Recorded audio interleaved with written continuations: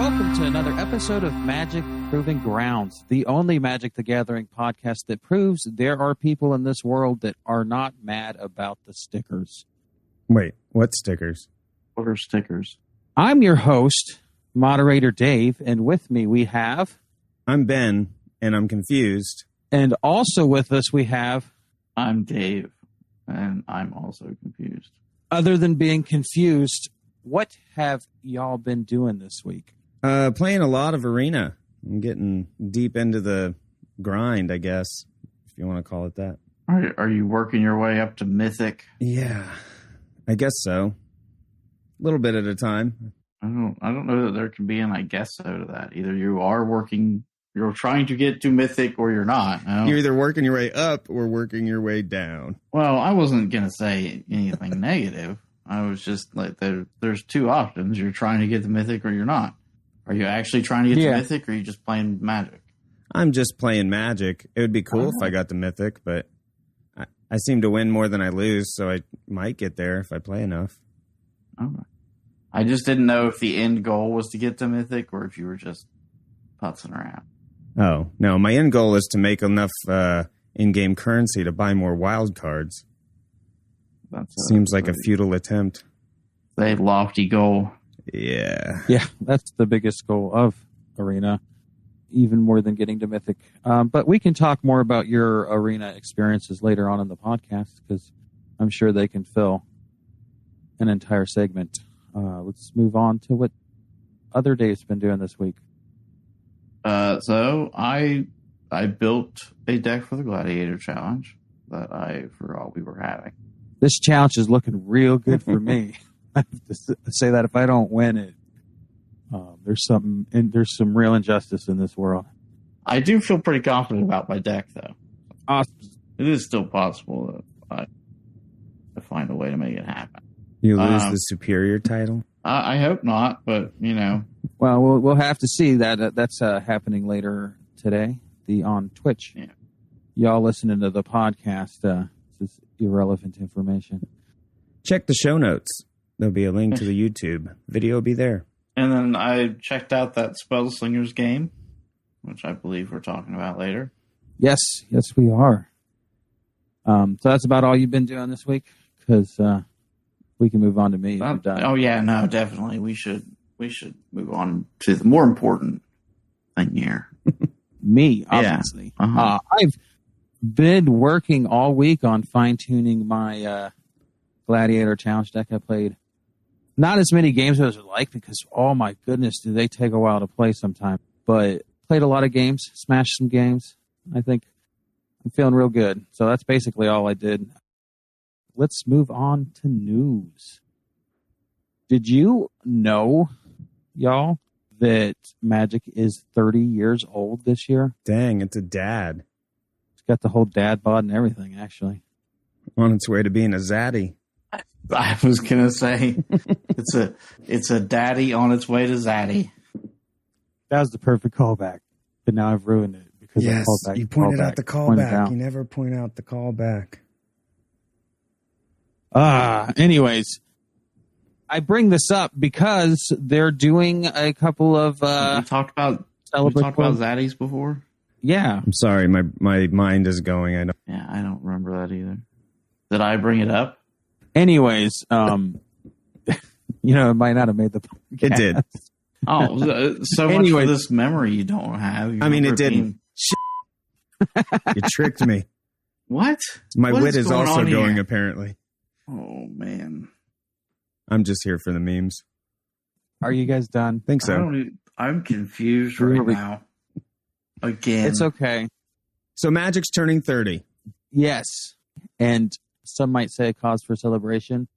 That's definitely WotCs' take as they are holding a celebratory event in Las Vegas on September 28th through the 30th.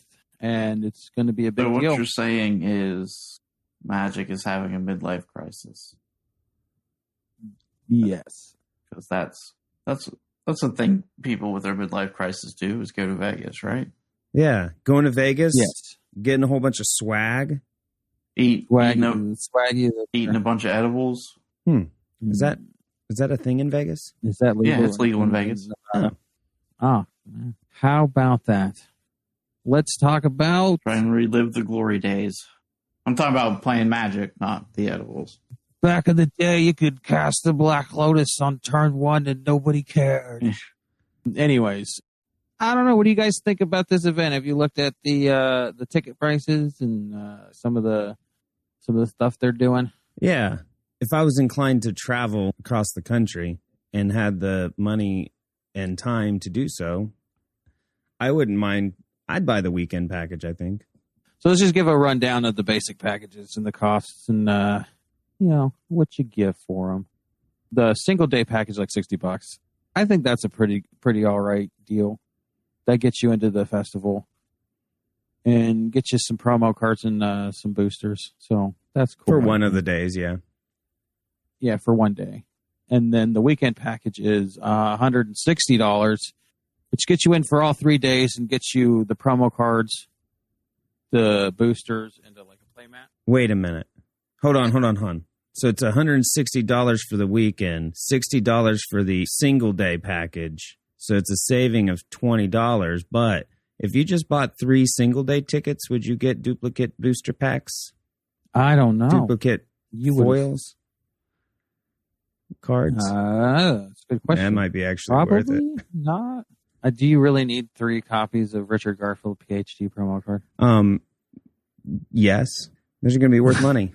Well, okay then. So I don't know. I think there's been a talk on the internet about concern for the prices, but generally I think they're fine. I mean, you don't want to pay the cost. Don't go. Yeah, I don't think there's anything there that's excessive or unnecessary. But the packages go up from there. You get VIP packages that give you more boosters, tickets to exclusive events and stuff like that. I don't know if we should go into bogging everything down. Lots of swag. Yeah, lots of swag. Basically, the more cost the VIP ticket, the swaggier the swag. And the Black Lotus VIP includes an exclusive Friday night Unfinity event with Mark Rosewater if you want to hang out with him in the VIP lounge. You know, if he's going to dress in a chicken suit, that might even be worth just $700. Wow. I'm sure there'll be some YouTube videos. Yeah. Mark Rosewater in the VIP section, huh? Well, they might not be related. In a chicken suit. Sounds real kinky. Only in Vegas. You guys are making me uncomfortable, so I think we should move on. That was my goal. The thing that they're offering this year, which I'm like 150% sure they didn't do for the Magic 25 event, is virtual ticket package. For the people like me who do not want to fly out to Vegas at this point in time, you can purchase one of the or ever packages. Really. I mean, I've been there once. It was all right. Okay. I mean, I'm not shitting on Vegas. I've been there once too. I just it's just a big thing to do. I don't have any desire to ever go back. Yeah, that's fair. But how anyways, was the smell? We're talking about Magic. I just have to ask that question. Like on the street? The smell of Vegas? Yeah. It smelled like sweat. I got that impression it was probably not that pleasant. I mean, it wasn't like overbearing, and it wasn't like once you're inside somewhere, you don't. It wasn't like garbage in like New York garbage or San Francisco. No, it wasn't nearly as bad as the New York street smell. Okay. Or it's just hot there. Like it's real hot. The press of bodies is not as bad as it is in New York. It's just fucking hot. It is really hot. It's a desert. Makes sense. So, is the smell of sweat better or worse than the average punk show? Oof. I think the last punk show I went to. Yeah, no, punk show is probably worse. Follow-up question. Is the smell of sweat better or worse than the smell of my sweat in my basement while I'm watching the virtual event? I mean, that smell could be any smell you want, sir. Just take a bath. Probably depends on how much vinegar-related food you eat. Vinegar. Okay, so I'm going to tell you this story. It may or may not make the podcast. Do with it what you will. Just but like Zaddies. Yes. It may or may not have made the podcast, and nobody knows. Damn it! Somebody goes back and looks. So the last like ska show I went to, it's like a relatively small venue, and it was so goddamn sweaty in that like venue, and like sweat was like you're stepping in it, right? And then you're like, man, I gotta go to the bathroom. So you work your way out of the crowd, and then you walk into the bathroom, and the walls are like sweating because everybody's sweat is condensating on the subway tile in the bathroom. It was the grossest. I believe it. Ever. It's the worst, sweatiest ska show I've ever been to. Yeah, that sounds. And then shortly thereafter, the theater closed down for renovation. I don't know Health code violation. Had anything to do. It was so gross. But let's actually concentrate on Magic podcasting instead of talking about sweat and ska shows. I will talk about whatever I feel like. Proving that I have no control over this moderator's title is meaningless. So virtual tickets. This is a first for WotC, I believe, and I'm all for it. I think it's cool. For $30, what you get is a Arena event token, a Mitgo event token, and then 2 Q&As with Richard Garfield, creator of the game Magic the Gathering, for those of you not in the know. And Mark Rosewater. What is he? Lead designer now? For all of Magic. And then you also get Arena Avatar, which would be cool. It's exclusive? I wonder what it will be. Or is it going to sell it on the store later? They're going to sell it on the store later. There's nothing sacred. Can't they have a reserved list for Arena goods? So you want them to actively continue to piss people off way into the 30 years into the future. Works for Fortnite. Yeah, but a lot of people don't like Fortnite. Dang. I don't know if it's for that reason, but anyways. People like to feel special. I want to be WotC's special little boy. I am curious, like the Q&A with Richard Garfield at this point, is that... Yeah, I wonder what that's going to be like. I mean, no shade, but I listened to Mark Rosewater's podcast where he interviewed Richard Garfield, and they were talking about when they were designing like Tempest or something, and he didn't really remember much. Yeah, I would say some of the, and don't get me wrong, all respect to the creator of the game that we obsess about, but I don't know what he has to add to the modern style of it, though. You know, well, he comes back from time to time and does game design. He worked on the last Dominarian set, so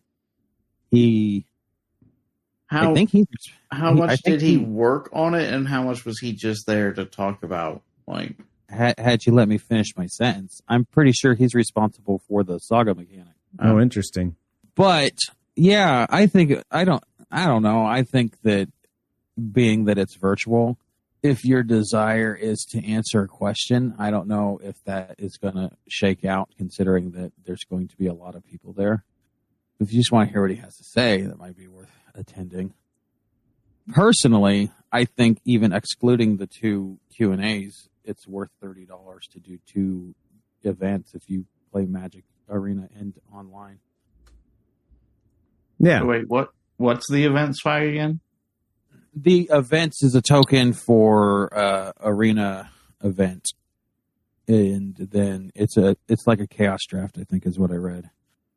And then I think it's probably the same on Magic Online, some kind of chaos draft for Magic 30. And you get some kind of discount on merch?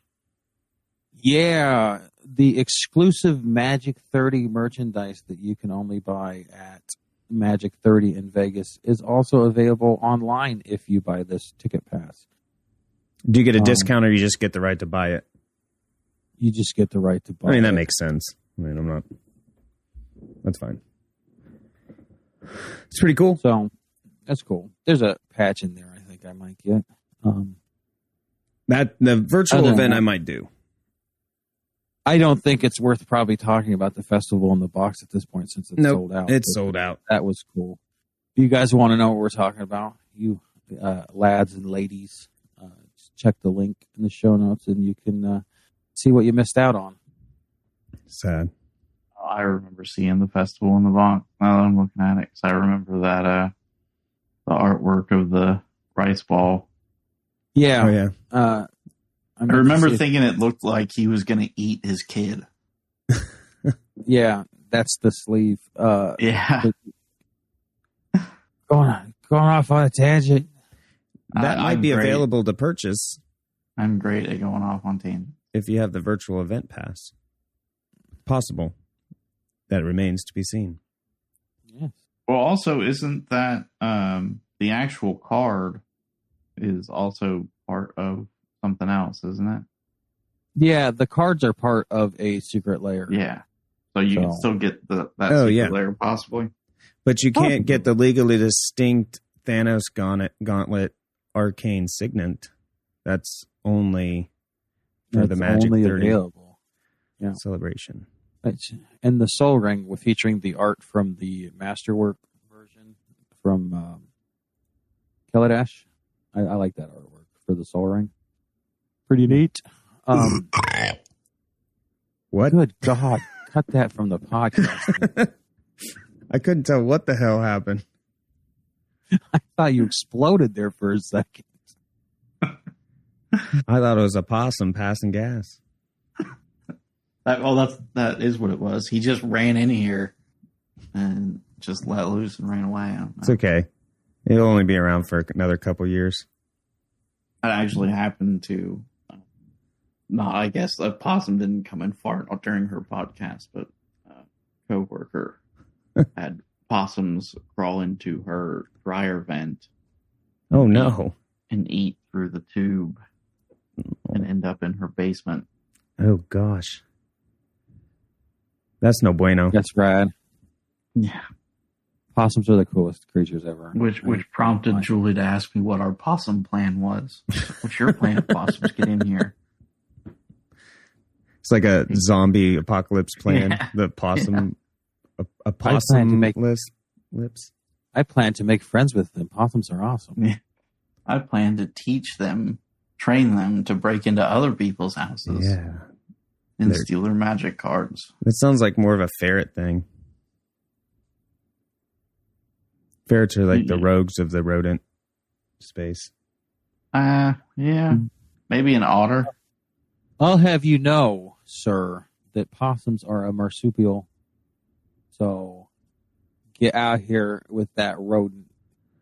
Well, I guess so. Anyways, you guys need to stop it. We're trying to focus on podcasting. So you're trying to focus on podcasting. I'm just here to be a distraction. Clearly. So now that we've talked about virtual events and in-person events and stuff, final thoughts. Are you planning on picking up, at the very least, a virtual virtual event pass? Yes. No. I'm going to pick one up, but it's fair if you don't. That's fine too. To each their own. Speaking of to each their own, y'all want to talk about Spellslingers? Spellslingers. Have you played it yet, Ben? No. What is it? It is Magic the Gathering and that other card game. Digital card game? Whose name I can't think of. The one that's about stones, right? Yeah, Hearthstone, right? Yeah. Kidney Stone, the card game.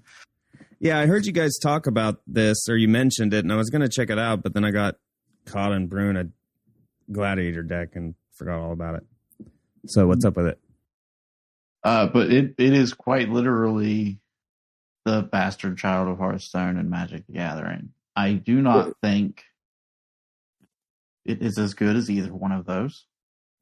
Interesting. So when you say bastard child, is like the big difference between Hearthstone is you had like a character with a special ability. You have that in this. Okay. You have a character with a special ability. Damage is permanent, just like in Hearthstone. Oh, permanent damage, yeah. Or Soulscar mages. There are not instants. There are just traps that you have to pay for ahead of time. Interesting. Really, it's Hearthstone with a Magic the Gathering skin. Mm-hmm. Can you make in-app purchases? Mm-hmm. Yes. So are they trying to capitalize on the Hearthstone population and get them more interested in Magic? Is that the aim of this, or what's the thing? Probably. I'm just not if Arena is available on mobile platforms. and Yeah, I would PC. say they're trying to capture the Hearthstone audience. Okay, because this is available on Android, iOS, and PC, correct? That's correct. And I just don't. I'm having a hard time wrapping my head around the point of this. One of the big differences that I find incredibly annoying is that you do not have all of the. So in Hearthstone, they're classes, but in this one, it's your individual planeswalkers. You don't have them unlocked to begin with. Oh. You start just with Chandra. Probably, it's pretty quick to get the next planeswalker, which, depending on how well you've done, it kind of depends on what you'll have access to. So, like, I had been playing maybe like an hour when I got a key to unlock my next planeswalker, and I was like, I have played against Ashiok a few times, and I think she looks really cool. And I went to unlock her, and you have to have at least reached the bronze rank to unlock Ashiok. And so I was like, oh, okay, well, I've also played against Kiora a little bit. She seemed cool, so I'll do Kiora instead. And thinking that I would get another planeswalker in the next hour, and that turned out to not be the case. Huh. I just unlocked another planeswalker yesterday, so about maybe 24 or 48 hours of play after that. Somewhere between there. So it's a little bit like the play progression is a little bit like what you had in Magic Puzzle Quest? Kind of like that? Or Duels of the Planeswalker? I think you unlocked Planeswalkers with different decks as you went. Do you get special like cards that are specific to Planeswalkers? So yeah, each Planeswalker has 3 specialty cards that they can put in their deck, and then obviously each planeswalker has their own ability. In addition to that, your regular card pool is decided by packs in a very similar way to Hearthstone. Ooh, next question. Sorry, I have to jump the gun because I'll forget. Can you dust cards? So, from what I can tell, you can craft cards using real money, or broken down cards. So I have not seen an option to break down cards. No! You get the currency to craft cards from asking people in your alliance for stuff or completing these like 2-hour quests that they put out. Oh no, so do you have to put treasure chests in a little thing and then wait for 2 hours until it unlocks? No. Oh, good. No. So it's like every so many, I think it's 2 hours, they give you a new just random quest, and it has random rewards and random objectives, which I also have a slight problem with that. Get to that later. So the rewards seem to range anywhere from coins, which are what you use to buy stuff from the daily store, to gems, which are your paid currency, to the other types of gems, which is what you use to create cards, and in some cases packs. There are 2 daily quests, which both always seem to be coins and gems, the store currency and the paid currency. However, unlike in Arena or Hearthstone, if you have the chance to delete a quest, it will not re-roll it for you. You will just delete it, and you will get... So, as I was playing that first day, one of the first quests I got was win 2 games with Vraska. Well, I hadn't unlocked Vraska yet. And so I was like, okay, well, I'll replace it, thinking like I would press the X and replace it. No, it just deleted it. I was like, oh. And so, like, giving me objectives that are literally impossible for me to complete at the time that you give them to me is kind of shitty. Yeah, that's not good. Because then the next objective that I got was complete 2 games with a black planeswalker, and I was like, I don't have a black planeswalker yet either. Ugh, this sounds scummy. Yeah. So the moment-to-moment gameplay is all right. It's Hearthstone. You know, if you like Hearthstone, you're going to like this. It's also the other thing that I have to say about it is it's not balanced as well as Hearthstone is. Each class in Hearthstone feels viable. Yeah. You know, so since it starts you with Chandra and I unlocked Kiora. When I got my third Planeswalker, I was like, I keep getting these white and black quests. You know, I'm going to unlock Kaya. That way I have all 5 colors covered. Right. I can complete any quest other than the ones that are like play with a specific Planeswalker. And Kaya and Chandra are just bad. Like, so you need to play with them to complete the quest to get the thing, but you're not going to have as much fun. Yeah. I enjoy playing as Kiora. Her deck is fun to play. It seems like Ashiok is fun because I still see a lot of people playing as her. Did you got to get up to a certain rank to even unlock her? It does not take that long. It's the first rank that you get, and it's getting to that first rank also. I think you don't lose points when you lose in that first rank, so gotcha. It's just a matter of like winning 7 or 8 matches probably to get there. Not bad. Yeah. The other reward is that you get a treasure chest every 5 wins. You can get up to 7 treasure chests a week. So basically, you need to win 5 matches a day in order to max out your rewards. Get you on that mill. You gotta get you on that grindstone. So I didn't play it nearly as much as you did because I didn't like it. It's a lot of, like you said, it's a lot of Hearthstone type gameplay. Which, if you're into that kind of thing, that's cool. But all it reminded me of is that I could be playing actual Magic at this point, which coincidentally is what Hearthstone reminded me of and why I went back to playing Magic after taking a break for so long. So, I do think Hearthstone is unique enough to stand on its own from Magic. Oh, definitely, but it's just not my jam.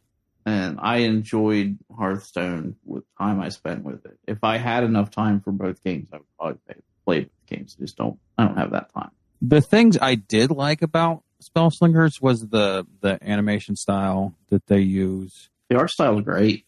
Yeah, the voice acting is really good, and that's about it. The gameplay, like it's Hearthstone-esque gameplay, so you know, I didn't play. I played like 3 games, and then I was like, I think I'm done because I'd rather be fine-tuning my Gladiator deck.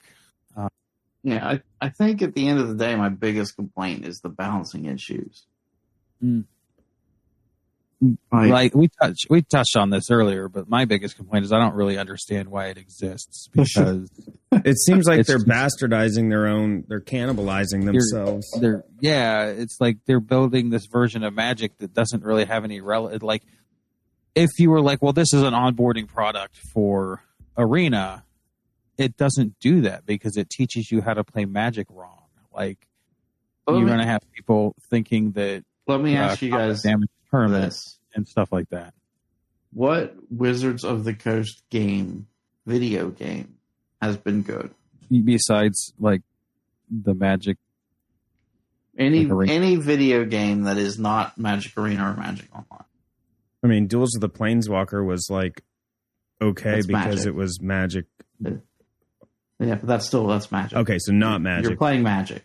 Are you going anyone where you are not playing the actual rules of absolutely none, 0. I mean, I think I could maybe make a case for the old Dark Alliances. What about the Battle Mage game that was on the original Xbox? Oof. I'm just bringing that one up because it has its fans. Weirdly enough, did you play it? I played it. Yeah. Okay. It's like every time I bring it up, like, what are you talking about? Like, nobody played it, so you could say it was good and nobody would know. Yeah, I had a friend in college who was obsessed with Magic to the point where I think he bought an Xbox explicitly to play that game, and then was like, "This game sucks." That poor bastard. I think we played it for maybe like 2 hours, and then we were like, "We should go buy Halo." That is a better choice. The original Dark Alliance games were good. Yeah, that's the one thing that I can think of is those original Dark Alliance games. And then since then, every time they try to capitalize on the video game market, it feels disastrous. I guess Baldur's Gate 3 is all right. It's still in early access, though. Does Dungeons and Dragons Online count? Because Wizards doesn't really have anything to do with that one. Well, they didn't really have anything to do with Dark Alliance either. They just licensed the name out. Okay. I mean, technically, yes. We are talking about how they're using their licenses, so I would say it counts.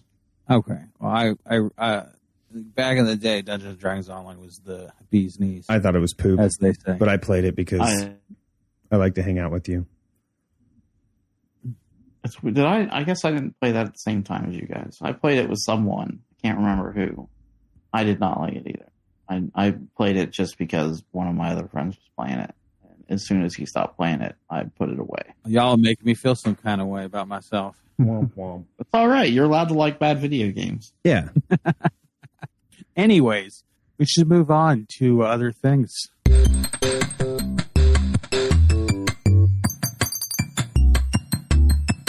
I think we finally did it, Other Dave. What did we do? We finally got Ben to actually seriously consider playing Arena. It took a while, but I think he's decided that goldfishing Pioneer decks by himself isn't as much fun as grinding Arena. No. I have to say, every time that I have gotten in Arena this week, Ben has been in there.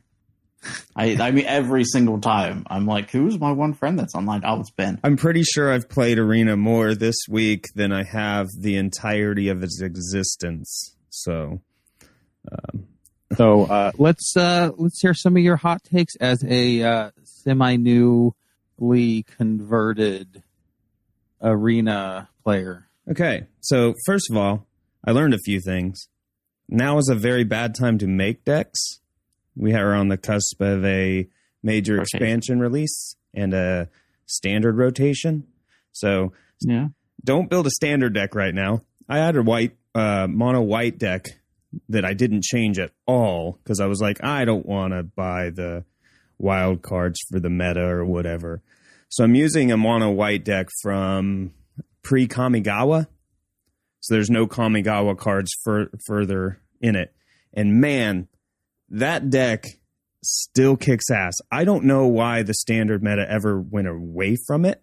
This was anybody that played it or played against it.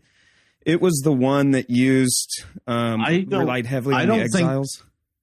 I don't think the standard meta ever actually did go away from it. So because I still was playing against it when I was playing standard, and I was playing it when I was playing standard, except I added the Wandering Emperor.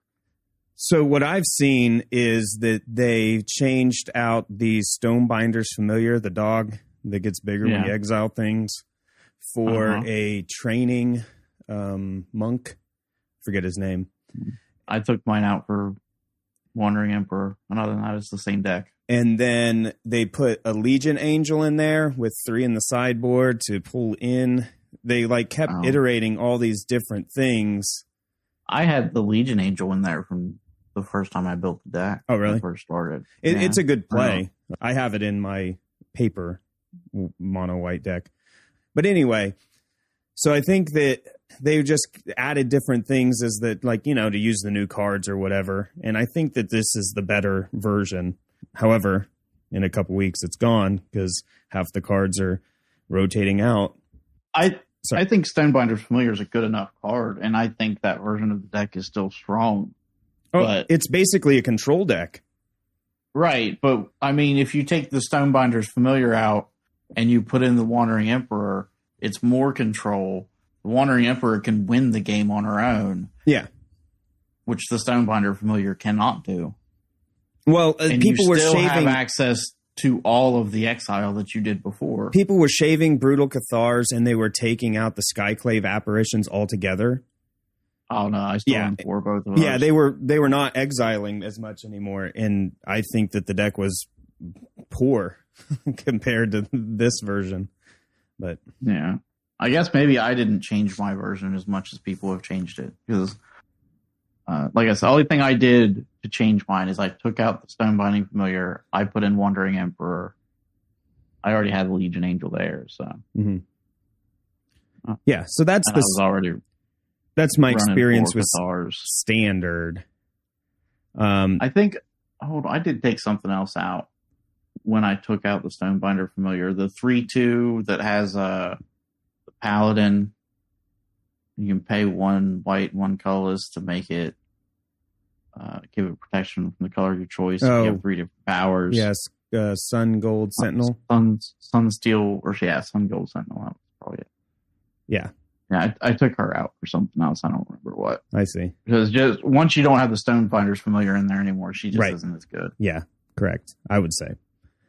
Yeah, so that's my experience with the Standard portion of Arena.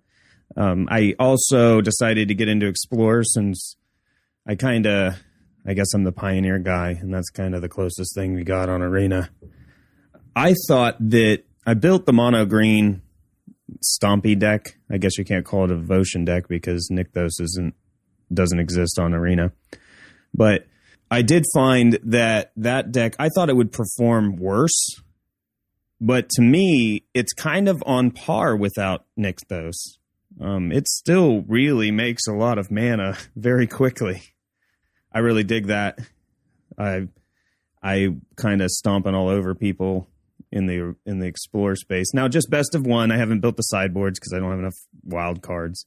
But yeah, I was really impressed with how that deck operated. It's very tricky to pilot, but once you get all the interactions down with how valuable Kiora is, let you untap a target permanent.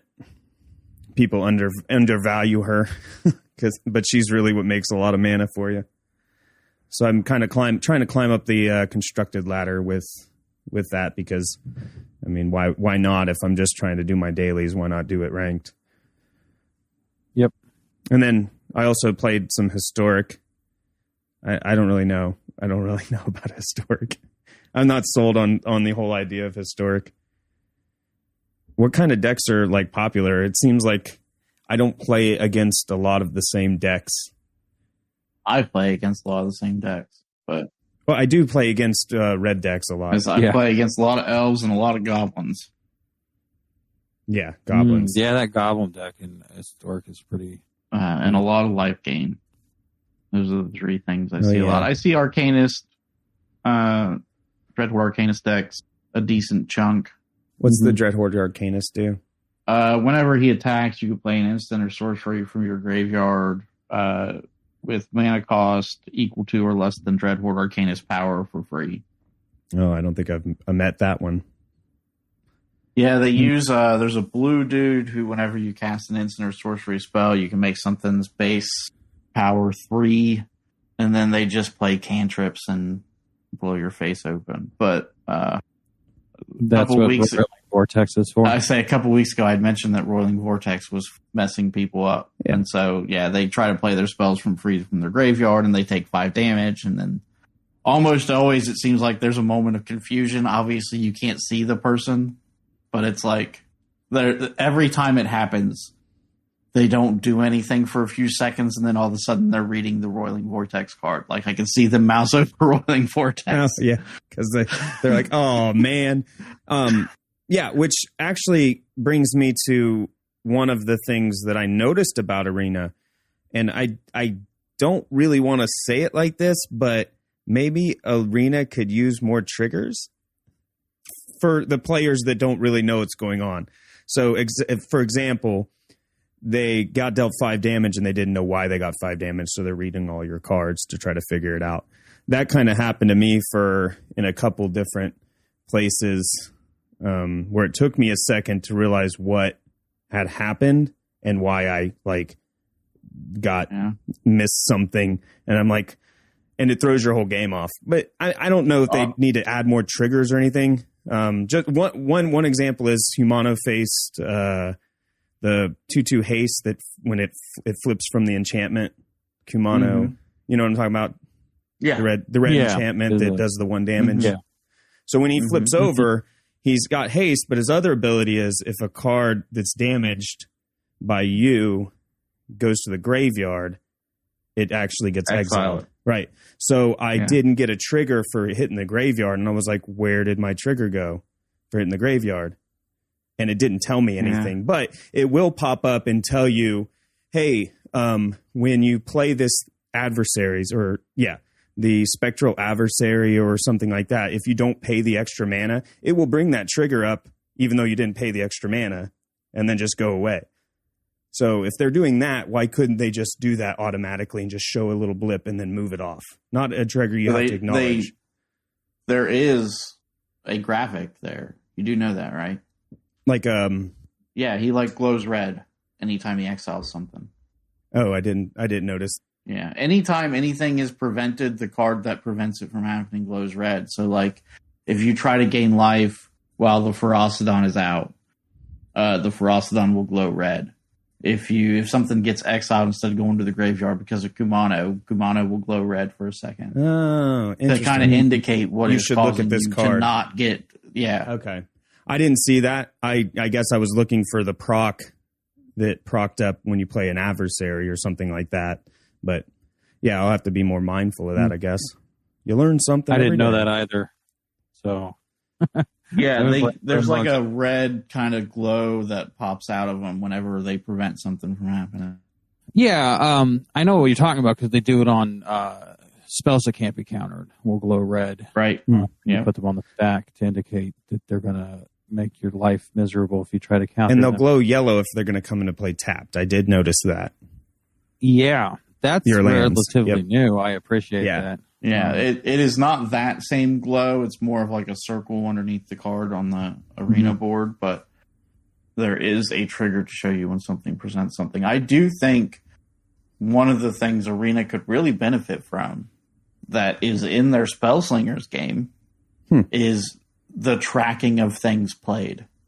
Yeah, a spell log. Yeah, a spell log. Oh, yeah, definitely. Like a game log. Yeah, they have that in Mitgo, so. Yeah. Would you call it Mitgo? And they, yeah. I guess that's a MTG. I've just never heard it said like that. Also, the other famous abbreviation that would help you a lot, Ben, RTFC. RTFC, real time. No? Read the card. Oh, yeah. Okay, yes. Can we just, hold on, let's go back to the MTGO thing. Can we just call it Mountain Go? Mountain Go. That sounds like a new type of Mountain Dew. It's like, that's what they should have called their energy drink. Yeah. Drink is Mountain Go. We should get hired. We should be admin. Well, I get to be Don Draper. I mean, if you want to be that kind of person in your life, no one can stop you. I probably don't. Yeah, that's not my vibe. I'd probably be that dude who fell in with the cult. I've not seen Mad Men, so I don't know what you're talking about. All I know is that Don Draper's not a good person. No, he's like the guy you love to hate. See, I could tell that because of the fedora. Oh, do all bad men wear fedoras? Because Indiana Jones wore a fedora. He wasn't bad. He stole culturally significant artifacts from Dang it. Don't ruin Indiana Jones for me, man. Anyways, do you have anything else to add to your little bit here that we're doing? No. Or are we moving on? No, I said my piece. I guess Arena's okay. it just really sucks. Give me a spell log. Yeah. Yes. I would go for that, even if you could just you bring it up when you don't know what the hell's going on. It doesn't have to be. Yeah. It doesn't have to be there constantly. Yeah. It could be like saying the Spellslingers thing is just an icon and then you tap it and then it brings it up. Why if you can put that in your chintzy little piece of shit Hearthstone ripoff, why can't I have it in your actual arena? Well, they already have a thing where there's an arrow where you can bring the card in and out when it's like on the stack. So why can't they just have an arrow that brings the log in and brings the log out? Exactly. It wouldn't clutter the UI. It's there. It's there. The game runs a log in the background, so it wouldn't be that hard to bring it to the forefront so you can read what happened when you don't understand what's going on. Yeah. There's a lot of bugs. People are really mad about a sound bug, I guess. I see it all over Twitter all the time. They still haven't fixed that. As we deduced when we were playing last challenge, I play with the sound off 90%. Yeah, me too. I have not noticed any of it. I don't know that. I think I played with the sound on for about 30 seconds. Yeah. So I'm like, what sound? It really This game has sound? It really upsets me when I'm playing on my iPad and I got picture-in-picture, like playing a movie. And then when I start the movie and I'm watching it and then I go to play Arena, it shuts my movie off and plays the Arena noises. Stop it. I had to set up the way I liked it. And then I have to... Yeah. Minor complaint. Yeah, I don't like any of this now in Arena. And thankfully, it's one of those games where I can actually listen to something else while I play it. Like I can listen to a podcast or something. Mm-hmm. It's probably the only video game that I don't play with a headset on. You don't need a lot of the noises. No, they're nice to have if you like that kind of thing, but they're not necessary, which is fine. You guys want to talk about the Gladiator Challenge a little bit? Sure. Just, do a little. So what did we do? Do any of you guys want to start? Or... Yeah, I built a 100-card deck. Singleton. No commander, no sideboard. Yes. That's all I have to say. No. That's fair. So you haven't played, you didn't play test? No, I did not. Yeah, I did not play. I finished it at 5 o'clock this morning because I have problems when I'm brewing, and I've never built from the ground up a commander deck, let alone Gladiator deck, which I guess is pretty much the same process, except you're not accounting for a commander. And I had really committal issues to what I was building. And then a couple times I accidentally didn't save the deck I was building and had to start over. Oh, no. Yeah, with 100 cards, searching through every single card in the database. And this one was a little tricky, too, because I didn't really... This is going to make me sound bad, but I didn't really want to spend wild cards. So I was trying to operate with what I had as much as I could. I did not spend any wild cards on mine. I'll tell you that. Oh, man. Yeah. Feeling really good about where I stand. I spent some wild cards on mine. I can't remember how many. But I feel really good about mine. I play tested mine in the event. Okay, cool. How many matches do you think you got? I played 2 matches, but okay. I 2 best of 3 matches. I won 4 out of 5 of the games. Yeah. Cool. I went 2-0 the first match and 2-1 the second one. Okay. Are we copying our decks and pasting them for proof? Yeah, right now? we have to. Yeah, we should submit our decks in the Discord as got to keep everything on the level. So go ahead and lock those in now. Mine's locked in. No more changing. Gonna log in. Yeah, I'm not changing mine anymore either. I had enough time with this. I'm just done. No.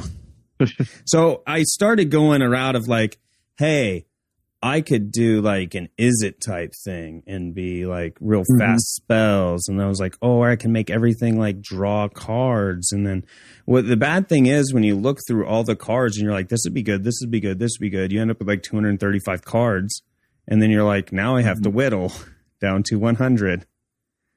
Yeah. And that's not conducive to doing this quickly, or I guess it's thorough, but I missed a lot of the time for all these cards when they were released because I didn't play Magic. So I'm still learning what all these cards that were, from sets past, they're even, from Amonkhet on to current standard, I guess I know pretty well. But anything before that, if it's not in Pioneer, I'd never even heard of the card.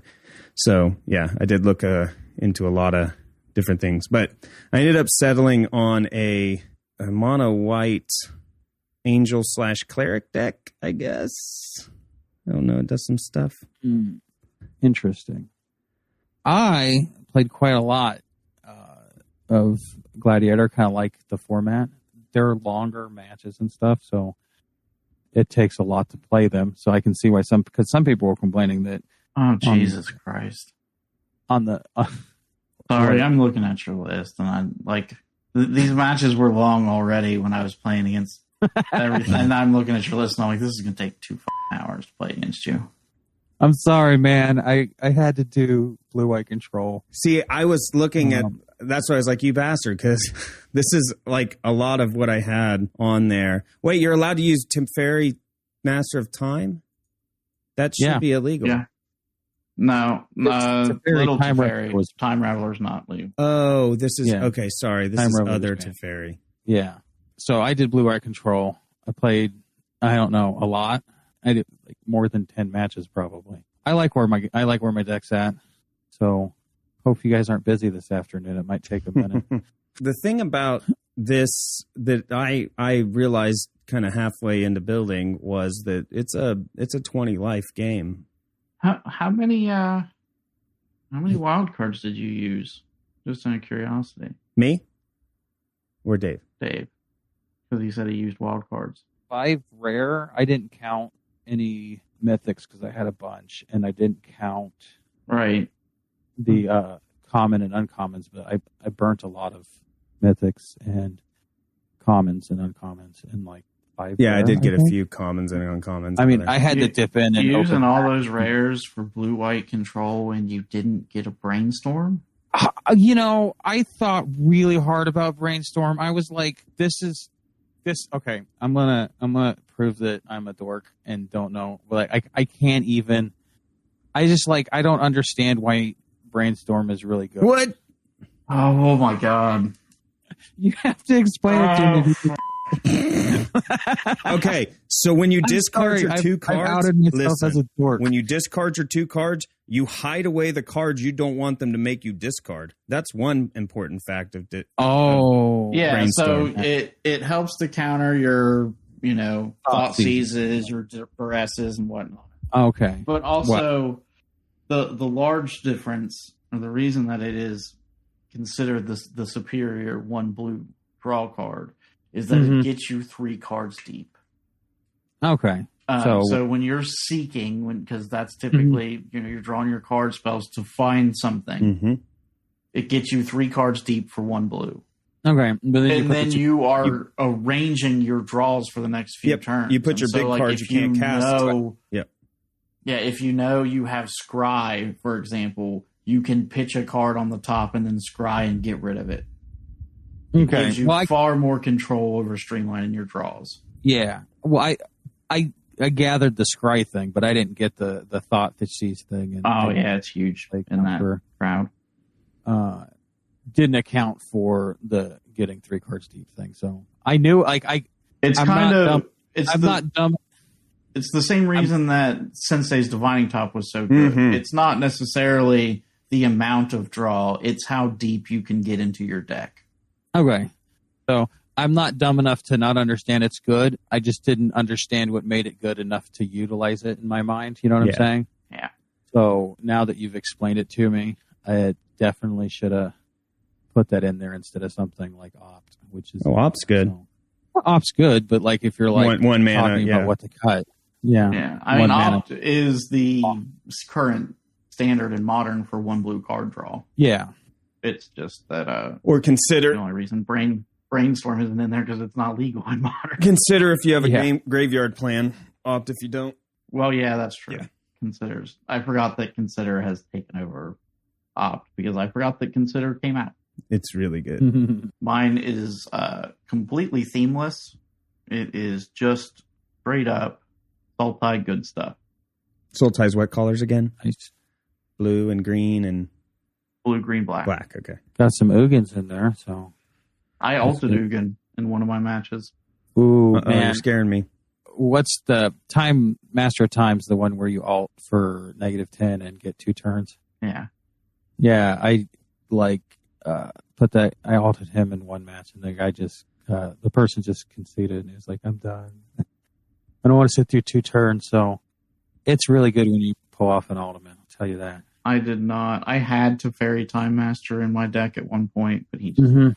I ended up sitting with him in my hand a lot and never casting him, and I was like, maybe I shouldn't have. I had some Dovin that was in that, I played him and he did absolutely nothing, and I'm like, why is this card in here again? I must have thought it did something it didn't do. I am mad now seeing your deck that I took out Negate. I wish I had left Negate in there. I originally had Negate and what's the blue? The 1 blue, 2 colorless. You encounter a blue spell unless they pay 3 for 1 blue. Mystic Dispute. Yeah, I remembered it same time. I don't know. This should be interesting. You guys, any takeaways of your deck building? I'm glad I didn't go blue, because then it would have been a lot of counter stuff. Mm-hmm. I brought all the counter for everyone. It's fine. Yeah. I actually was like, maybe I shouldn't do this because it's going to take too long. So maybe I'm being maybe I'm the asshole on this one. I don't know. We'll see. Guess we'll see how it plays out. We might have to go to time and then pick it up later and finish the challenge. That's my concern, and I will admit that it'll be 100% my fault if that happens. Yeah, hopefully mine doesn't take very long. There's one more piece of news that I wanted to talk about. Oh, really? Okay. Yeah. The Homeland story that neither one of you read. I read Homeland. Yeah. I didn't. No spoilers. Didn't I? No, that just came out. Did you read any stories? I thought you meant from Homelands. Okay. Well, no spoilers. I guess we can't talk about it on the podcast then. Can we talk about it next week? I'll read it next week. I'll read it by next week. No, how are we going to call ourselves a news podcast if we don't talk about the news? Well, we could talk about news after we get it. Really, it's new to us. You're good. It's fine. We'll cover it next week. And we can put spoiler tags teaser on it. For next week. Let's go ahead and close this podcast down. Ben, where can they find us? You can find us on Twitter at MPGPod. You can find me on my personal Twitter at BeNiceMPG. Where can they find you, moderator Dave? They can find me on Twitter at Dave_MPG. Other Dave, as far as I'm aware, still does not know the internet exists. You can find me, not online, but in the swamps in Louisiana, catching alligators. In a fan boat? Did you sign up for one of those Naked and Afraid challenges? No, that's just naturally how I catch alligators. Oh, dang. Naked. Do you hang out with that coach from The Waterboy? Coach O? Yeah. The swamp monster? You're so cool. I have been there at some point, and there are definitely people down there who talk like that. That is not like, it seems like it should be an exaggeration, but it's like there are multiple times where talking to people, I'd be like, "Did you repeat that?" I did not understand. I was down there for about a month, and the first week I was down there, I was like, I don't have a clue what these guys are saying. And like after a week, it was like you just got acclimated to it. You're like, all right, new pack of cigarettes, okay. Amazing. Yeah, make sure if you have any questions, stories of your own about alligators and fan boats, send us an email at show@magicprovinggrounds.com. Also, if you want to start using the podcast at magicprovinggrounds.com, that one works now too. So we're going to move over to that one, but either one works for now. Follow us on Twitch at Magic Proving Grounds on Twitch, or check out the VOD or our YouTube channel for the playback. Yes. Or if you have a time machine, you can go back in time and watch it live. Also, go back in time and buy me a couple Black Lotuses. Send them to the Swamp Shack, Louisiana. You don't need to put anything else on there. They know where it's at. All right. Well, that's it for today. Cue the outro music.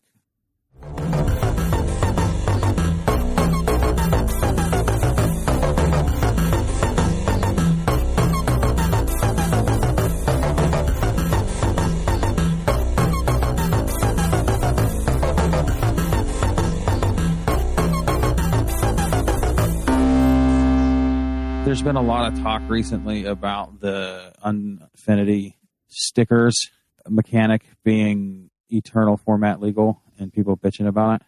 Wait, the stickers? That can't be true, right? It's true, man. It's true.